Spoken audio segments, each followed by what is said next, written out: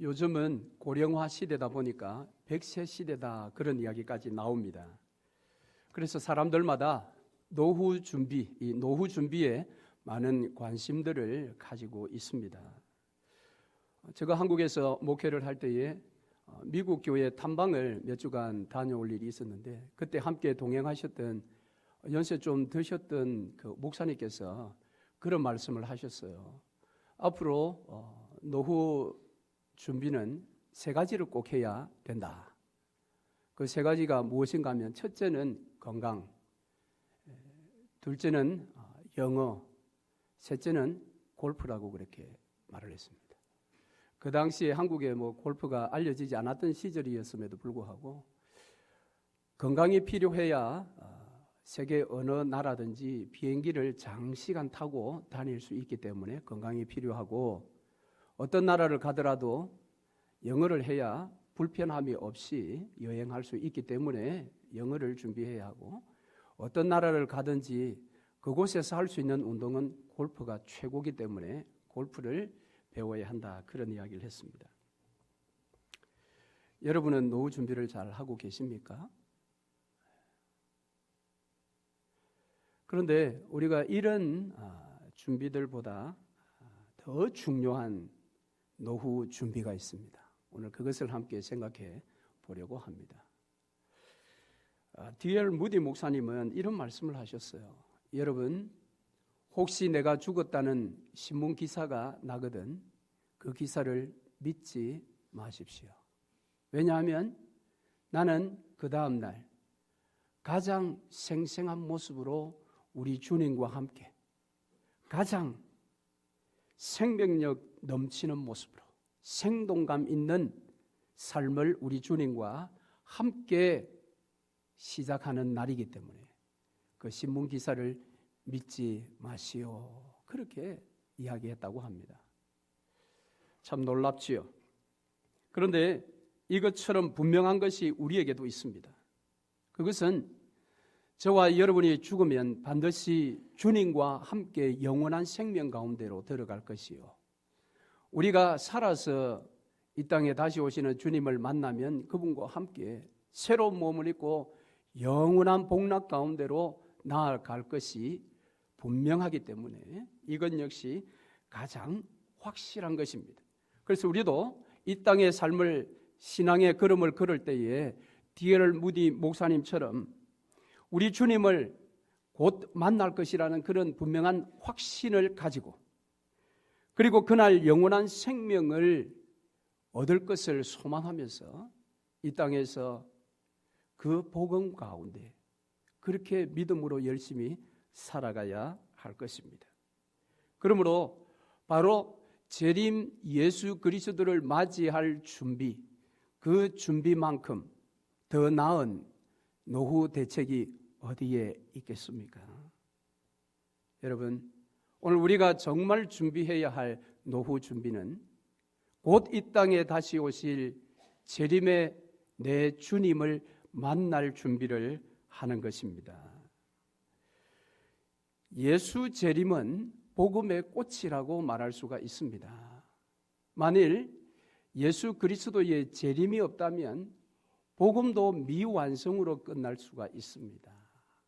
이 재림은 그런 면에서 복음의 꽃이다, 그렇게 말할 수가 있습니다. 그래서 성경에 이 재림에 대하여 많이 강조하고 있습니다. 약 한 1800회 이상의 곳에서 재림을 언급하고 그렇게 예언하고 있습니다. 신약 성경도 약 260장 되는 이 신약 성경 중에서도 약 300번 넘는 재림의 이야기를 하고 있습니다. 그래서 학자들이 이것을 연구를 해보니까 예수님의 초림에 대한 내용보다 재림에 대한 내용이 약 8배가 많다고 합니다. 여러분, 놀랍지 않습니까? 우리는 예수 그리스도의 초림에 대해서 많이 배웁니다. 초림에 대해서 우리는 축하 행사도 많이 합니다. 그런데 재림에 대한 내용이 초림 예수에 대한 기사보다 8배가 더 많다라는 것입니다. 그러니까 주님은 분명히 이 땅에 다시 오십니다. 여러분 그것을 믿으시기를 바랍니다. 그런데 주님이 이 땅에 다시 오신다라는 말씀을 들으면 우리는 주님 조금 천천히 오시면 안 될까요? 라고 대부분 생각을 합니다. 왜 그렇습니까? 내 삶이 예수님 다시 오실 때에 부끄러움이 없는 그런 모습이 되기는 부족하기 때문에, 그래서 예수님 조금 천천히 오시지요. 우리 아이들 다 키워놓고 내가 시간이 좀 나고 경제적인 여유도 좀 있으면 그때 주님을 위해서 내가 좀 열심히 한번 봉사할 테니 열심히 봉사할 그때에 주님 오시면 얼마나 좋겠습니까? 라는 그러한 일반적인 마음 때문에 예수님 이 땅에 오십니다라고 할 때 주님 좀 천천히 오시지요. 여러분은 어떻습니까? 정말 주님 빨리 오시면 좋겠습니까? 어떻습니까? 여러분은 예수가 이 땅에 다시 오신다라는 그 사실이 여러분 마음속에 지금 남아 있습니까? 예수 재림에 대한 이 말씀이 여러분 삶의 신앙생활에 어떤 영향을 끼치고 있는가라는 것입니다. 부모가 여행을 가면 그 여행 기간이 다 되어 가면 자녀들은 부모를 애타게 기다립니다. 그리고 다시 만났을 때 얼마나 기쁘게 맞이합니까? 우리의 주님께서 이 땅에 다시 오시겠다고 약속하시고 가셨습니다. 그렇다면 당연히 저와 여러분은 예수의 다시 오심을 기다려야지요. 그렇지 않고 예수가 다시 오신다라는 생각도 잊어버리고 그저 예수께 충성한다고 또 봉사한다고 믿는다고 그렇게 우리가 신앙생활 한다면 뭔가 거기에 핵심이 빠졌다라고 말할 수 있습니다. 아니면 어쩌면 그것은 생명이 아니라 하나의 종교 생활에 우리가 속해 있는지도 모른다라는 것입니다. 여러분 주님을 만나고 싶으십니까? 주님을 만나시면 여러분 이 땅에 우리의 모든 것이 다 끝이 납니다. 그래도 여러분 만나고 싶으십니까? 여러분 누리고 있는 것 모든 것들을 다 내려놓을 수가 있습니까? 주님 조금만 빨리가 아니고 천천히. 자, 오늘 본문의 말씀에 보면 예수님께서 이제 십자가를 앞에 놓으시고 당신이 고별 설교를 하십니다. 그 고별 설교 중에 오늘 말씀에 주님께서 이제 3년 반의 사역을 마치시고 아버지께로 가시겠다고 합니다. 그래서 제자들이 거할 곳을 예비하고 다시 오시겠다고 말씀을 하십니다. 그런데 그 아버지의 곳은 지금 제자들이 같이 갈 수 없다고 합니다. 그러니까 이 말을 들은 제자들은 마음에 굉장한 혼란이 왔을 것입니다.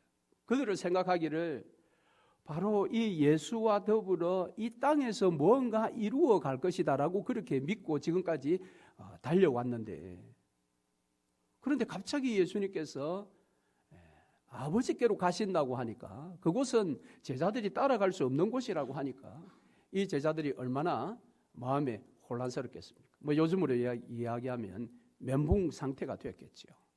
그래서 예수님께서 이렇게 말씀하시죠. 본문에 보니까 하나님을 믿으니 나를 믿으라. 내가 가서 너희를 위하여 처소를 예비하고 다시 오마라고 그렇게 말씀을 하셨습니다. 바로 이 다시 오마라는 이 약속의 말씀이 제자들에게 또 오늘 이 시대를 살아가는 저와 여러분에게 주시는 교훈이 무엇일까? 그 교훈을 오늘 생각해 보려는 것입니다.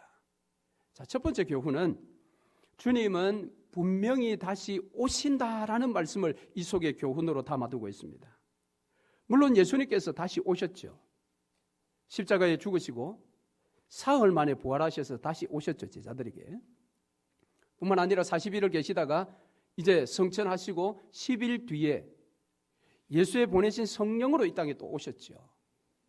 그런데 오늘 본문의 말씀은 그 오심이 아니라 부활하신 예수 그리스도가 이 땅에 다시 만왕의 왕으로 오신다라는 그런 약속입니다. 자, 그렇다면 오늘 저와 여러분의 신앙생활의 이 초점은 바로 예수 그리스도의 이 재림에 맞추어져 있어야 합니다. 내가 다시 오마 약속하셨던 세월이 지금 2000년 지났습니다. 오늘 이 시대를 살아가는 저와 여러분은 이 제자들보다 더 다시 오시는 그때에 2000년을 더 가까이 가 있습니다. 그러니까 주님은 이 땅에 반드시 오시는데 그 주님은 이 땅에 이제 왕으로 오십니다. 초림 예수님은 이 땅에 종의 모습으로 오셨습니다.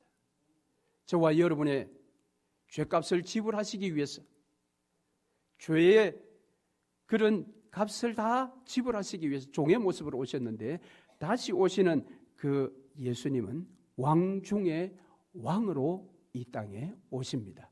할렐루야, 할렐루야. 우리 주님이 이 땅에 오실 때에 만왕으로 오셨어요. 모든 인생들이 예수를 주님이라 시인할 수밖에 없는 그런 날을 이 땅의 재림의 날로 만드시는 것입니다. 그래서 예수 그리스도를 믿는 저와 여러분은 만왕으로 이 땅에 다시 오시는 그 주님 앞에 나아가 우리의 왕 되신 예수 그리스도를 찬양하며 기뻐하며 즐거워하는 날이 될 것입니다. 그러나 예수를 모르고 예수를 왕으로 받아들이지 않는 이 땅의 수많은 사람들은 전쟁의 패배자처럼 예수 그리스도 앞에 끌려 나와서 무릎을 꿇고 그들의 악에 대하여 심판을 받을 수밖에 없을 것입니다. 그래서 그들에게는 그날이 심판의 날이요 그날이 저주의 날이 될 것입니다. 그러나 저와 여러분에게는 그날이 영광의 날인 것입니다. 영광의 날. 그러므로 그날을 사모하며 다시 만날 내 주님을 기다리며 여러분 오늘 하루하루를 우리가 그렇게 살아야 하지 않겠습니까? 다시 오실 우리 주님은 어떤 종교적인 스승이 아닙니다. 그분은 도덕적이고 윤리적인 어떤 삶의 모델이 되시는 분이 아니십니다. 그분은 하나님의 아들이시요 저와 여러분의 죄값을 지불하신 메시아 그리스도이십니다. 그분에게 하나님께서 왕의 권세를 주셨고 그래서 이 땅에 다시 오실 때 왕으로 오시는 것입니다. 그러므로 그 왕을 맞이할 준비를 저와 여러분이 해야 하지 않겠습니까? 그 주님은 반드시 이 땅에 오십니다. 두 번째 교훈은 주님의 재림은 지금 매우 임박해 있다라는 것입니다. 요한계시록 22장 7절 말씀에도 보면 이런 말이 있습니다. 보라, 내가 속히 오리니.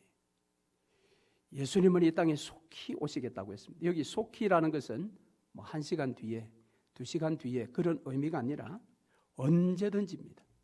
언제든지. 내가 언제든지 오리니. 이것은 주님 재림의 임박성입니다.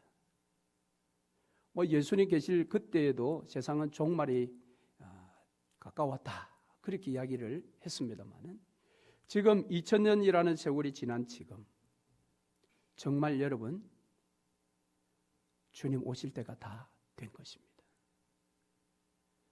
여러분 보세요. 구약 역사를 보면 아브라함부터 이제 구약 시대가 끝나는 말라기까지 약 기간이 한 2500여 년 정도 됩니다. 그러니까 구원의 어떤 실제적인 사건이 역사 시간 속에 들어와서 시작이 된 그 기간들이 한 그 정도 된다라는 것이죠. 그래서 출애굽했을 때가 BC 한 1400년경이니까 그렇다면 구약의 그 실제적인 구원이 이 땅에 이루어지는 역사가 그런 세월이 걸렸다면 지금 이제 신약 예수 그리스도가 오셔서 그분이 십자가에 죽으시고 부활하시고 성천하신 다음에 다시 오시겠다고 하신 그때로부터 지금까지가 한 2000년 흘렸죠. 여러분, 그러면 뭐 간단하게 생각해 봐도 구약과 신약의 어떤 그런 이 역사적인 시대의 기간이 비슷하게 지금 맞춰 들어가는 것입니다. 그것이 꼭 그렇게 되어야 한다는 것은 아닙니다. 그렇지만 그렇게 시간의 어떤 세월을 보더라도 주님이 다시 오실 때가 정말 임박했구나라는 것을 우리가 알 수가 있습니다.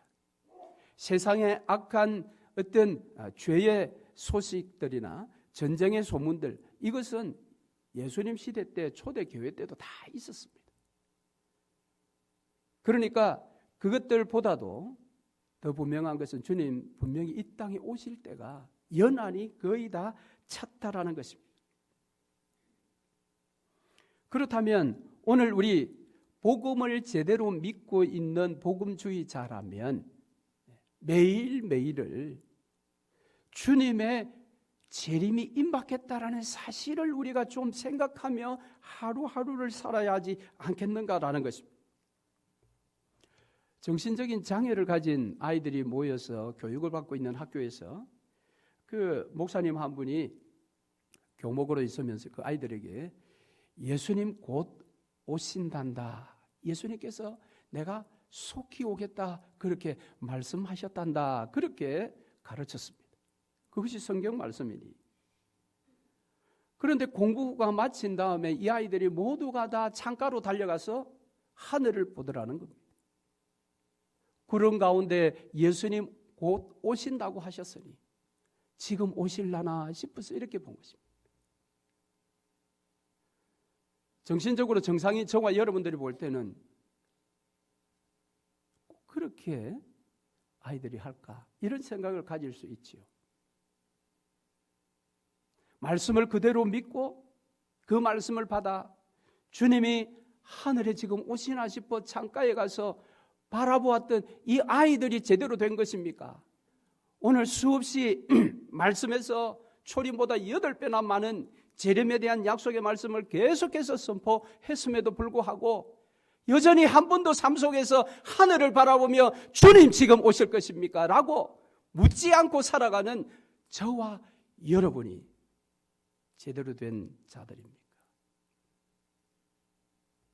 주님은 곧 오십니다. 그런데 주님 곧 오신다라고 말할 때는 곧 오신다라는 진리의 말씀에 대하여 내가 이 아이들과 같은 반응을 보이기에는 저와 여러분이 너무 고상합니다. 너무 고상해요. 너무 지나치게 세련되어 있습니다. 우리는 세상에 의해서.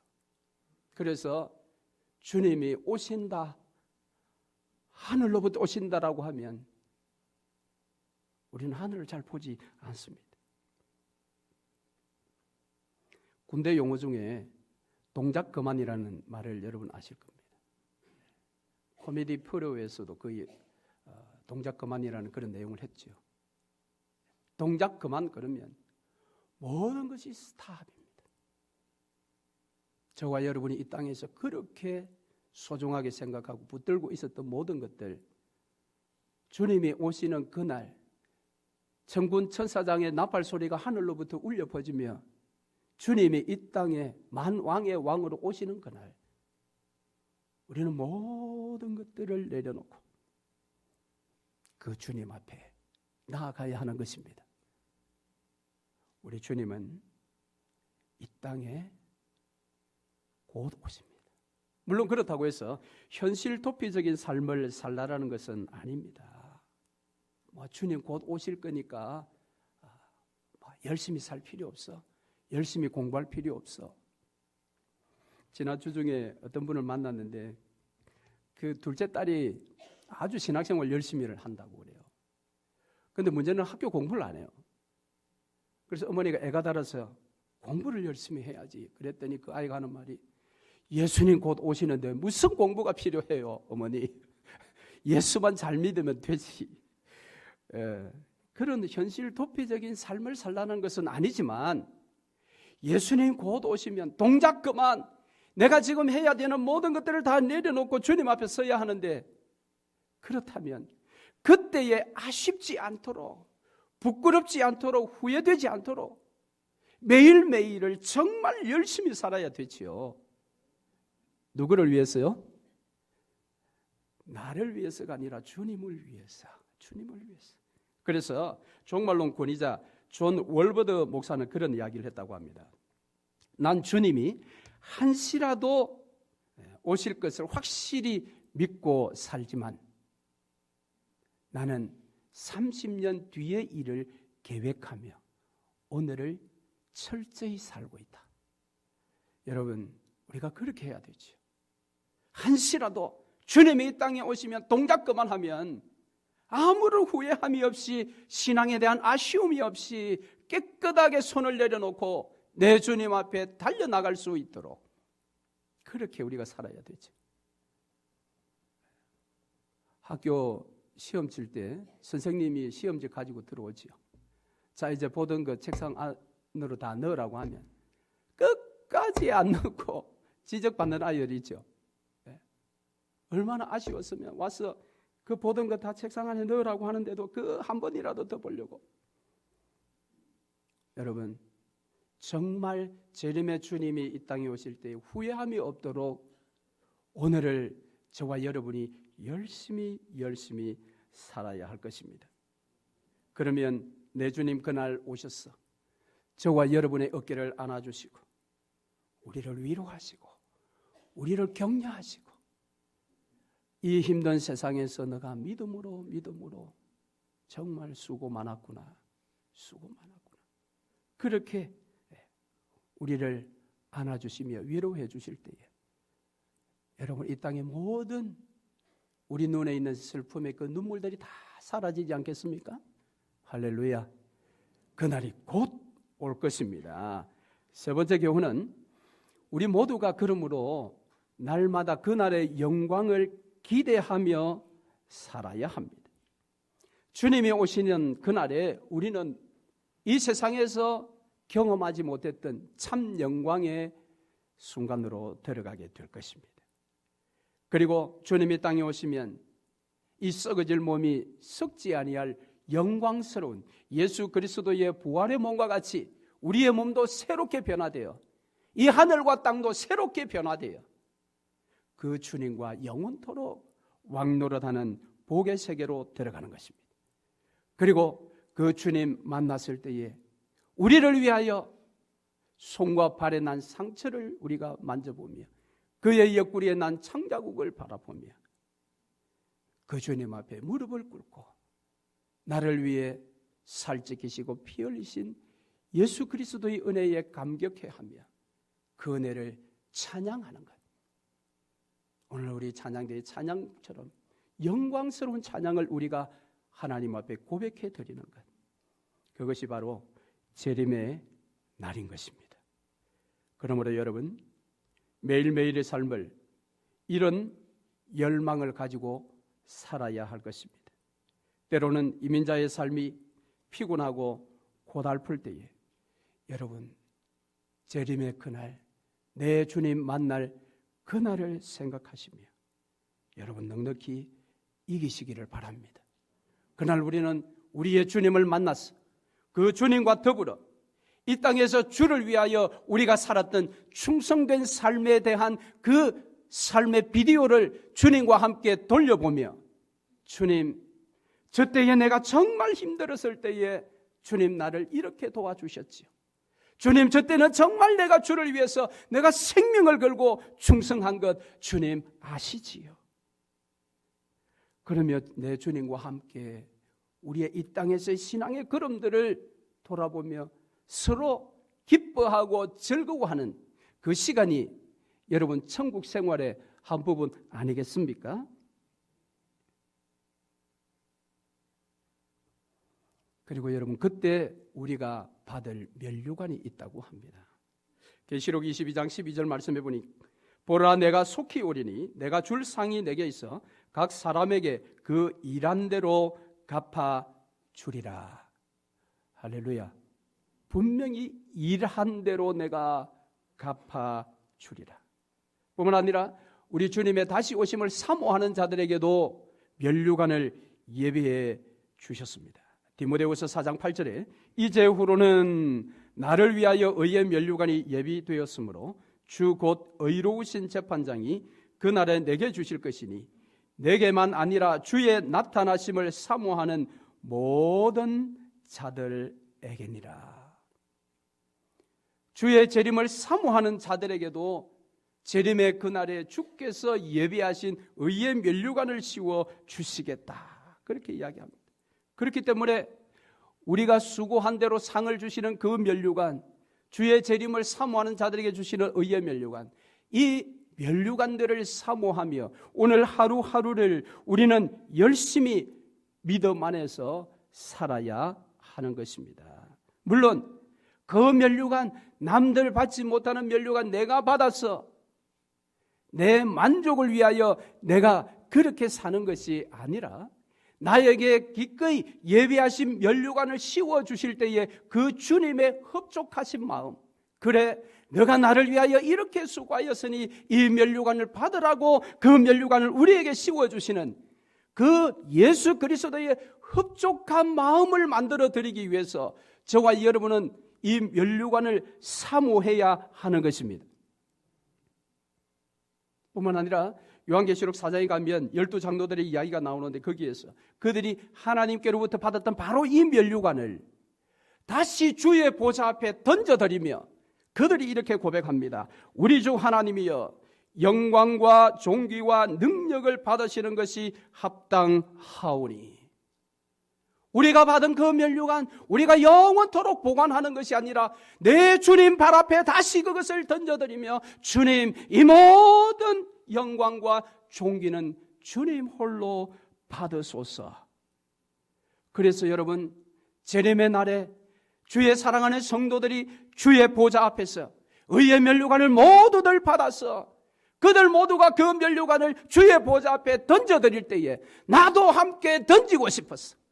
그렇지 아니하고 남들 다 벗어서 주의 보좌 앞에 그 면류관 던지는데 나는 옆에서 던질 면류관이 없어 우두커니 서 있을 그러한 내 모습이 싫어서 오늘 우리는 주의 재림을 사모하며 주를 위해서 복음으로 그렇게 살아야 하는 것입니다.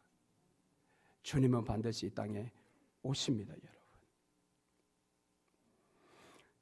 제가 버지니아 리버티 대학교에서 공부를 할 때에 우리를 가르치셨던 노 교수님 한 분이 계셨습니다. 올해 아마 95세 정도 되셨을 텐데 아직 건강하실 겁니다. 매일 골프 한 라운드를 하시는 분이십니다. 이분은 골프 예찬론자입니다. 키가 한 180 정도 되시는데 허리가 하나도 아직 안 굽었어요. 95세인데. 비결은 골프야.